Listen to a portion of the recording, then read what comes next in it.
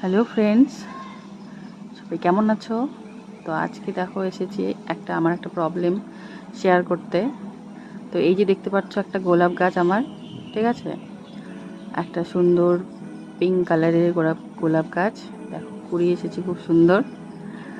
তো প্রবলেমটা হচ্ছে একটা পোকা, মানে কয়েকটা পোকা, মানে এই গাছে দেখো কিভাবে পাতাগুলো খেয়ে ফেলেছে।